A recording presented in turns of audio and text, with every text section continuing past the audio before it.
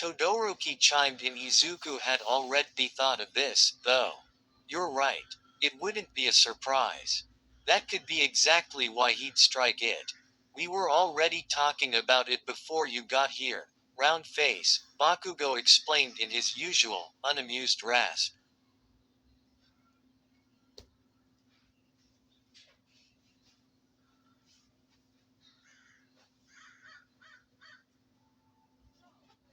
This grand opening will be important. They've erected a memorial in the plaza for heroes who have lost their lives in the line of duty, for All Might, and other very special international heroes. There's gonna be a shit ton of people there, even if no one's working in the office. Which they might, so all of the firms and the landlords have been notified to at least keep the building empty, Tetsu added. Bakugo got riled up. What I wanna know is, why not just call the whole damn thing off? Can't the police do that? Why is this so complicated? You know that didn't work, man, Kirishima answered gently. Izuku sighed, his shoulders falling. They've already held off a bit, but it'll be indefinite with the way things are going with Pyromancer. The contractor and main landlord want to get on with it and we can't exactly hold them hostage on their own property. Sounds stupid to me, Bakugo grumbled. Well, Deku trailed. Crow had been sitting silently, absorbing all of this information in a more serious manner than he had all month.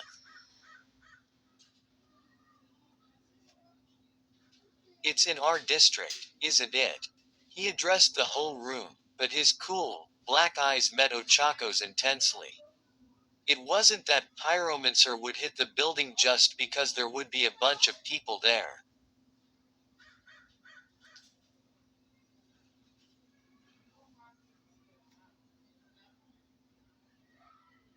No, on a Saturday, there were plenty of unsuspecting buildings he could bring down.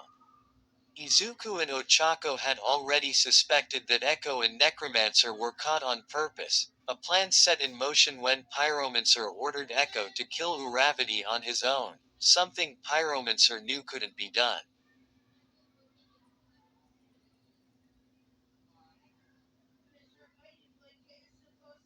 It was obvious Echo wasn't a fan of Pyromancer, and once caught, could be trusted to spill the beans on all of their planned demolition projects. Unbeknownst to Echo, he and his brother would continue to work for Pyromancer whether they knew it or not by confirming the police's suspicions about the villain and funneling them into dead-end theories or overwhelming them with the truth. This helped to muddle the barrier between what was real and what was a hoax. Izuku had run it by her weeks ago, and he had no doubt this elaborate scheme was the truth. No matter the outcome to any of the steps in the process, Pyromancer remained ahead, his sick, twisted plans moving steadily along with no hiccups. Izuku answered, yes.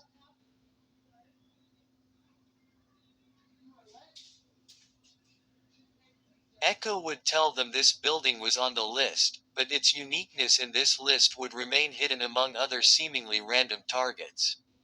It would have remained that way without the next piece of information. Pyromancer was targeting Uravity, another clue divulged by Echo. And so, any other strike on the list would be random. All but this one, with a grand opening setting the date and time for the destruction in stone. In her district. It was obvious, then, that this was a special invitation, delivered to Uravity within the memory of a bat. Tearing down a memorial to heroes was right up Pyromancer's alley.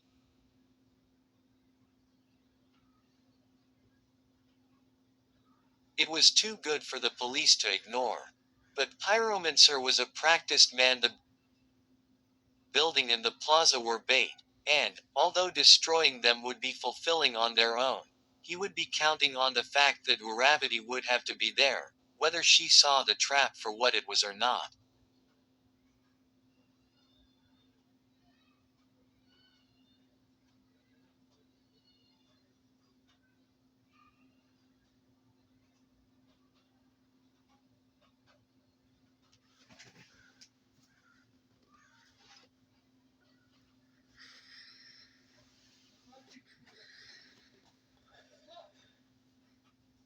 Given the opportunity to prepare like this, on a Thursday afternoon with her closest hero friends, probably didn't faze Pyromancer in the slightest.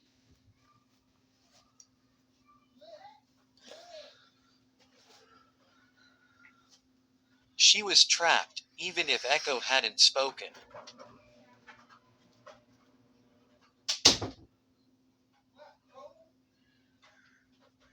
The fact that he did, and Pyromancer could guarantee that he would, was just an incredibly elaborate way to psyche his quarry out and instill fear. He was forcing the odds of the inevitable fight into his favor.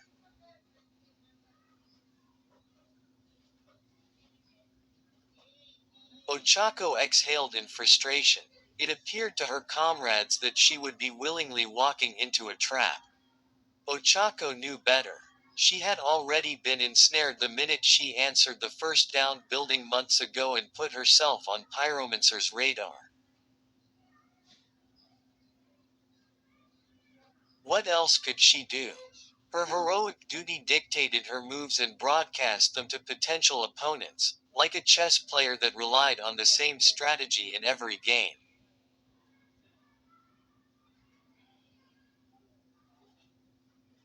She had to be there. If she didn't, this game would never end. I see. Then I have no doubts he'll show up, Ochako said in a downtrodden voice. That was the truth, and she gave a weak smile to Crow, who still watched her carefully. The hypothesis Izuku had come up with had been relayed to Crow, as an official member of the case squad, and he probably came to the same conclusions about what was going on as Ochako had.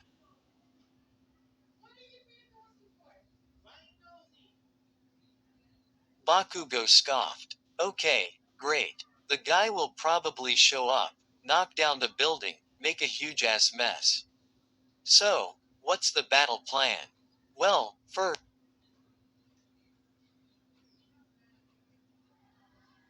Izuku became tense and shaky, stiffly bringing his fingertips together in front of him.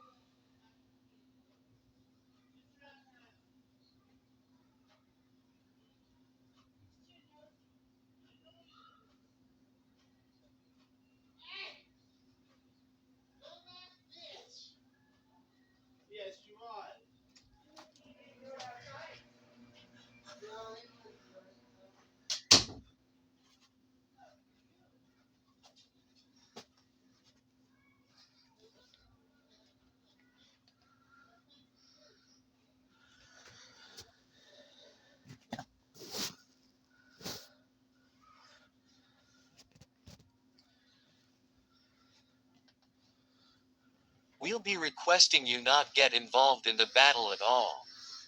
Bakugo blew a fuse. What? What do you mean I'm off the team? I've already been assigned to that security detail, damn it.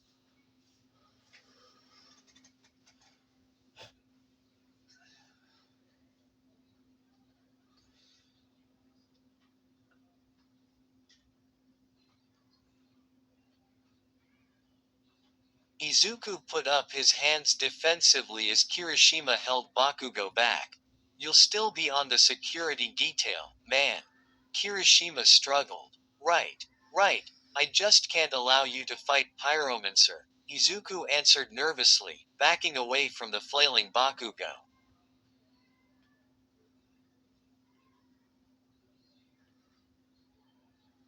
You'll have to work rescue if anything happens. That's bullshit, Deku. Please watch your language. We're supposed to be professional, especially in front of an underclassman as recent graduates of UA and as pro heroes in the making.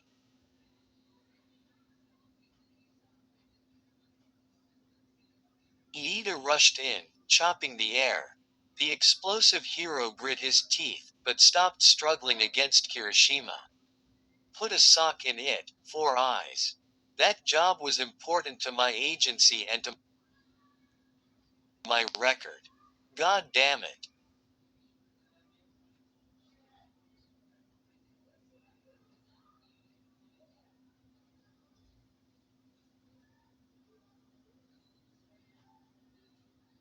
Ochako squeezed between them. Bakugo, Deku's right. I'm sure he already told you all about Pyromancer's quirk. It's dependent on outside heat. He can absorb and move it around.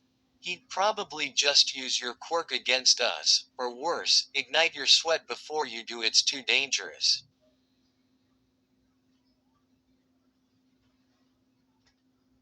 It's still crap. Round face, no matter how you spin it. Bakugo growled, backing down even more before another person could tell him he was wrong. You're not the only one left out, Kachan. Deku tried to assuage his rival even more.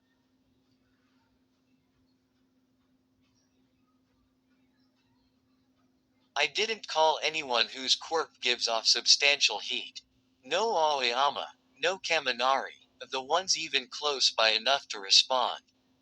The police have also informed Endeavor and other fire and heat users to stay away.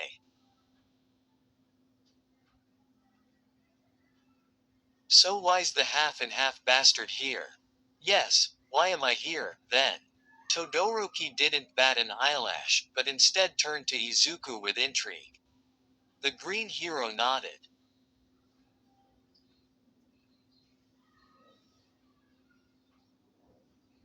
Well, we could really use your ice. Pyromancer relies on the heat around him to use his quirk, so if you can build enough ice to cool the air around him, Iida could help get Uraraka in close fast and disorient him with her quirk. Then it's just a matter of holding out with your ice while we knock him out or apprehend him. We could come in from all angles.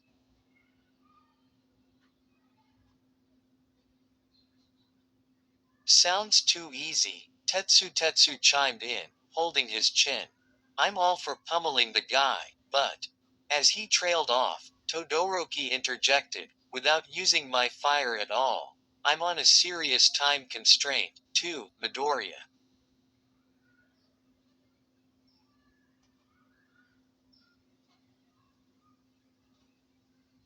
I know. The fact of the matter is, I don't understand his quirk all the way, still, and I probably won't until day of, Izuku admitted. He tried to look everyone in the eye as he continued, but ended up locking onto the papers on the desk.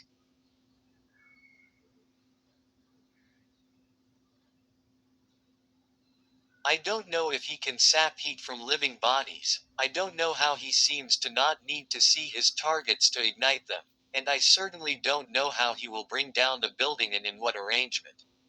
No matter what hero shows up, he'll be the one setting up the battlefield so, I need a simple enough plan to be flexible.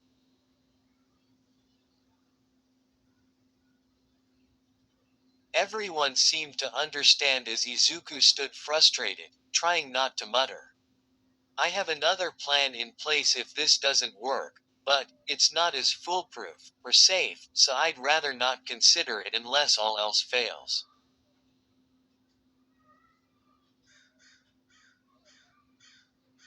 No worries, man, Kirishima consoled his friend with a grip to his shoulder.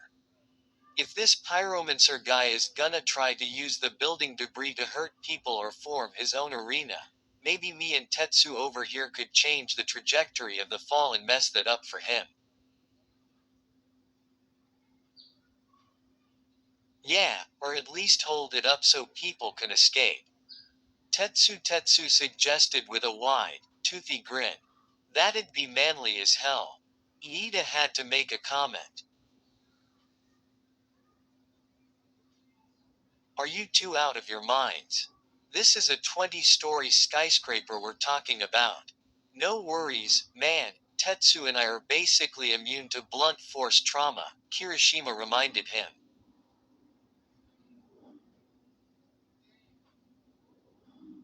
Exactly, especially this guy in his unbreakable form. Tetsu added, grabbing Kirishima around the shoulders. It's extremely reckless, but I suppose the entire operation is a risk, and one we have to take, Iida sighed.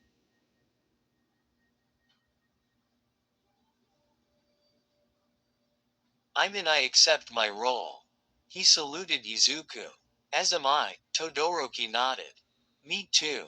Ochako beamed, raising her fist into the air. Crow nodded. He didn't have a choice, but this was something he wouldn't want to miss anyway.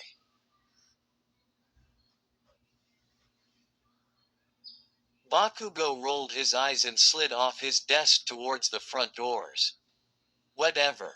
I'll head up rescue. I'll make a few calls, see if I can get more help if you're all going to be at the battlefront.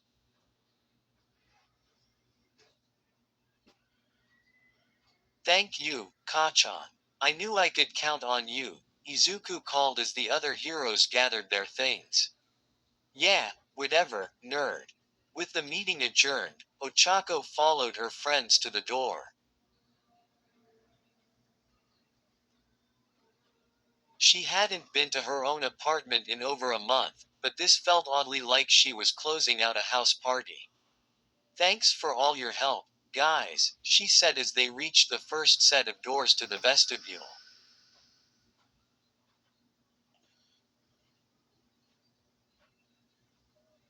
We're still not 100% about Pyromancer appearing, but. Not to worry, Uraraka, Iida said as he walked beside her.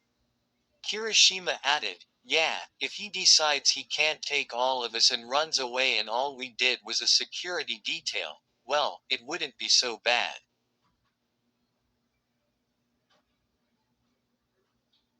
Ochako smiled. You're right. I guess I'll see you on Saturday, then. Kirishima, Tetsu, and Todoroki bid her farewell and walked out of the offices, leaving Iida behind.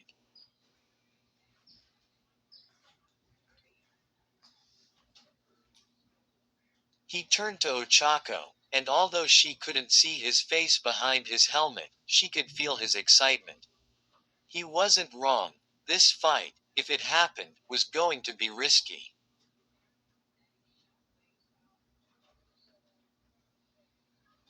Nevertheless, there had been an unmistakable air of brotherhood around that desk. It'll be good to be working side by side again, Iida said, it's been too long. It's one thing to see each other off duty, but it's another thing entirely to work closely as comrades.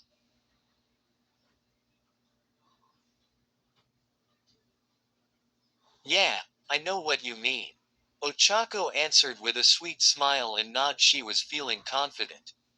This could work. This nightmare could end. I also can't wait to see Crow in action. I'm sure you have been a great mentor to him.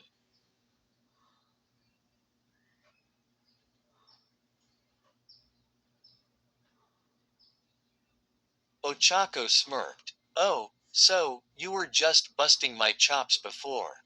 Iida stiffened. Not at all. That was not my intention, Uraraka.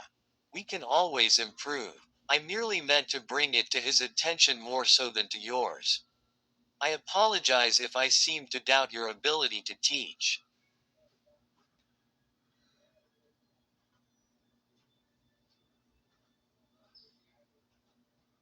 Ochako giggled and shrugged. It's fine. It's fine. He's going to be a great hero one day. He's picked it up really fast. That's good to hear. Then I have no doubt he will be useful during our meeting with Pyromancer.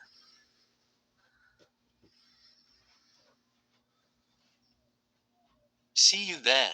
With that, Iida took his leave. Speaking about Crow, Ochako looked around. He and Izuku hadn't followed the rest of the group out and, instead, she witnessed the tail end of a private conversation between them.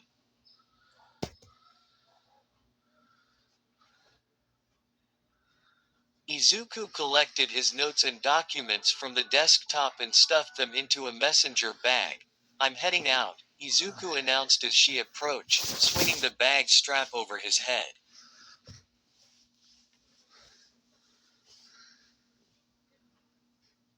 I'm probably going to stay at the station tonight so that I can work out the logistics a bit more. Sounds good. I'll see you later, then.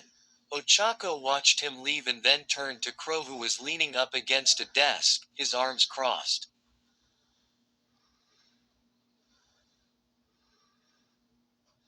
What? Nothing, he shrugged. Just spocking out. We had a pretty long day today. Ochako sighed and nodded. We sure did. You can go home now, if you want. I'll stick around until Najire or Flashlight get back. Sounds good. Crow kicked off from the desk and began walking towards the locker rooms. Ochako had to guess he was just tired and had no more strength to needle her about staying at the police station with Izuku.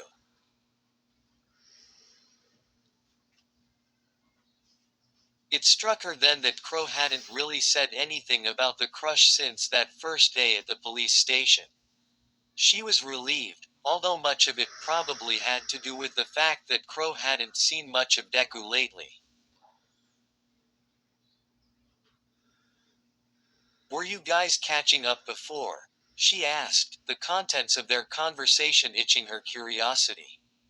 Oh, yeah, just shooting the shit, Crow answered as he turned back around. We got to talking about flying. He was really curious about how high I could go.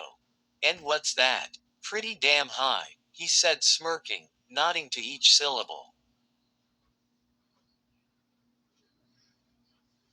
In meters, genius, she giggled. PFF'd, I don't know it in meters, Crow whined as he rolled his eyes. High enough to get ice in my feathers. How's that? Ochako was taken aback by that.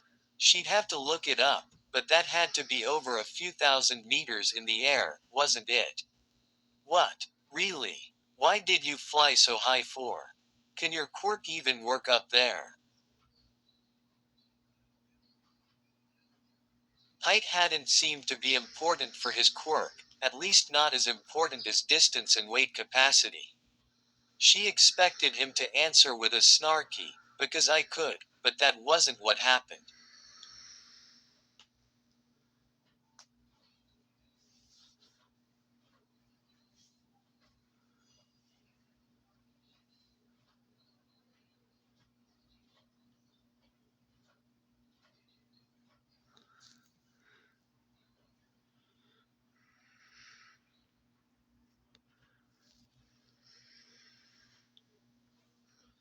A thought seemed to stop him and he paused, his smirk running from his face.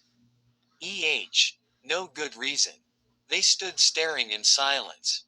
Somehow their laid-back friendship had become awkward and Ochako felt that perhaps her question was more prying than she originally thought. He looked down at the floor, then back at her. Actually, maybe I'll tell you why. He started solemnly, but then jumped right back to his characteristic upbeat demeanor.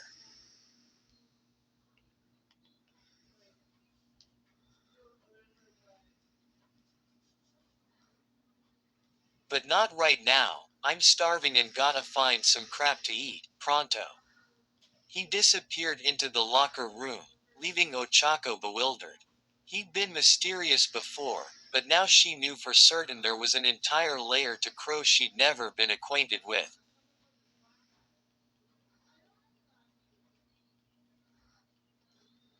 When he emerged from the locker room, he was just Asuka Dakuro, your average, everyday teenager with huge, black, bird wings. He waved her goodbye in the way he always did, as if he hadn't just been painfully cryptic a few minutes prior.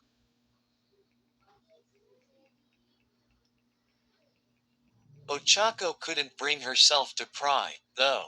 She waved back as she sat at the front desk. Flashlight was the last member of the UQ team to make it back to the office, after having adopted the rest of Uravity's patrol.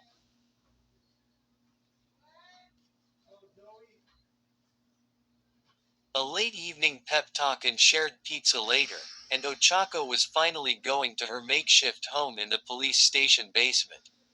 Lots of people had reached out to her over the last month, offering up their warm couches or spare bedrooms, but she refused them all. She didn't want anyone else to become ensnared in the same trap she was in. This was the first, but certainly not the last time she'd be a villain's target.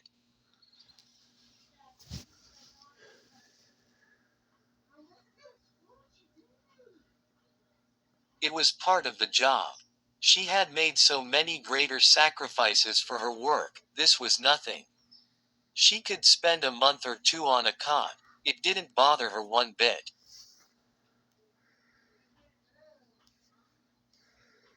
What did bother her was Izuku's conversation with Crow. Why the sudden interest in height? He was clearly trying to formulate another plan should the first one go south, but reaching those heights was 100% crazy.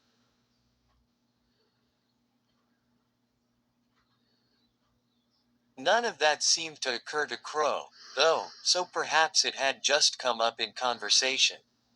She let it go over the next day. Ochako assumed she'd see Izuku and speak with him, even if briefly, about his plans, but he was nowhere to be found.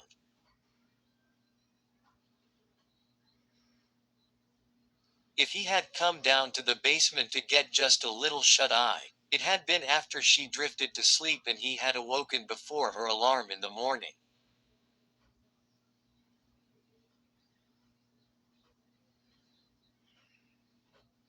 It was hard to tell if he had slept in his cot across from hers, since he always left it a mess. She had no reason to waste time and find him now, not when she needed to get to the UQ offices to pick up Crow for the daily grind, filling out paperwork about yesterday's villain attack, and patrolling the area again.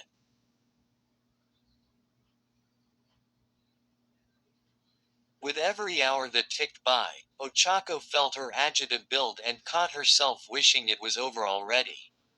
She wanted nothing more than to talk to Izuku, even if it wasn't about the impending fight they both knew was coming.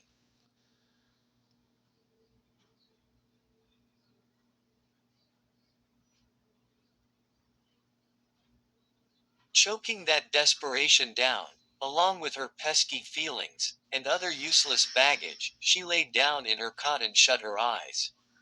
She had no right to fly up to the eighth floor and take him away from his work.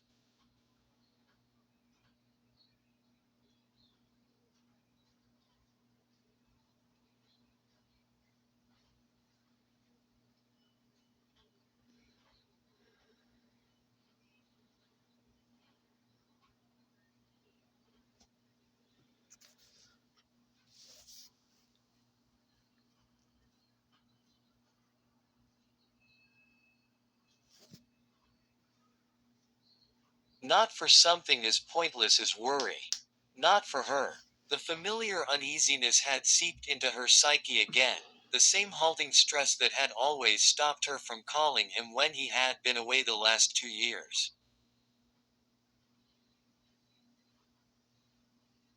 He was busy. She was busy. They both had jobs to do, and it didn't allow for any of this neediness. She had made a final resolution long ago that Ochako would sacrifice a potential future with Izuku for Uravati's sure success.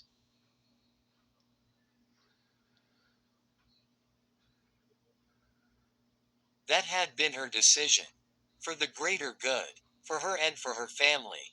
Yet, despite all this finality, she remained ablaze with longing for him and did little to douse it.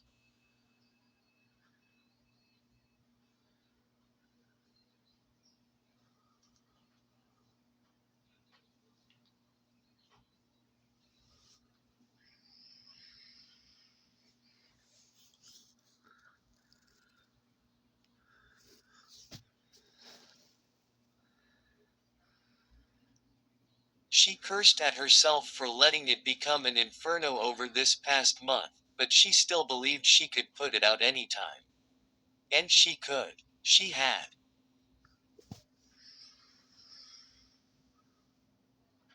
When he was gone, the burning had just stopped one day. He disappeared. And she didn't look for him anymore. Then, when the difference between opportunity and love presented itself after so many failed attempts to forget the latter, things got difficult again.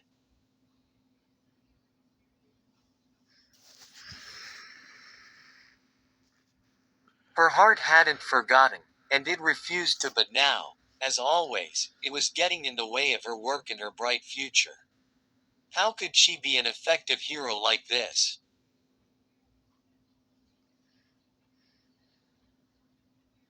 She still had so far to go. Things were the same now as they had been in high school. Crow in this case had to be her focus now, so love had to be put on the back burner.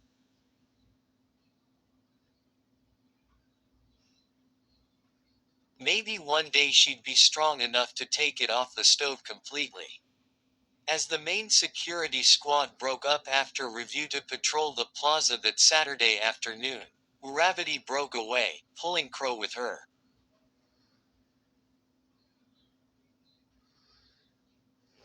She wouldn't let Ochako's personal issues interfere with apprehending Pyromancer, and so she stuffed them down as she had at her licensing exam, and marched on.